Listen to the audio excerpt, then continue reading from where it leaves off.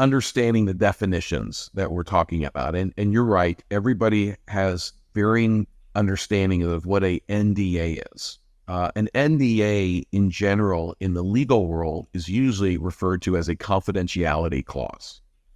Now, there are different types of confidentiality. So for example, when I settle a case, one of the provisions of the confidentiality clause is that the parties won't discuss the terms or conditions of the settlement agreement, including the amount. These confidentiality clauses also, at least the defense will attempt you to also agree to a provision within that confidentiality clause that prohibits you from speaking about your experience.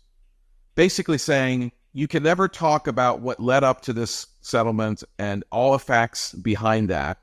And that is what most people would think of as a traditional non-disclosure. That is, you're basically, this is hush money. You're paying me money to keep me quiet. And then there's another provision that doesn't get talked about enough, but in many ways is somewhat like a NDA, and that is what we call a non-disparagement clause.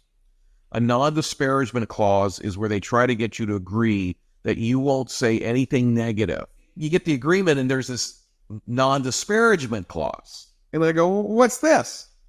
My client, I mean, what does disparage mean anyway? I mean, Carson, what's disparaging to you may be just truth to me. So if I'm trying to share my story about what happened at a church, yeah, there's going to be some negative things about that church that is going to come out in me sharing my story. Now, is that disparaging? Have I violated that provision of the agreement?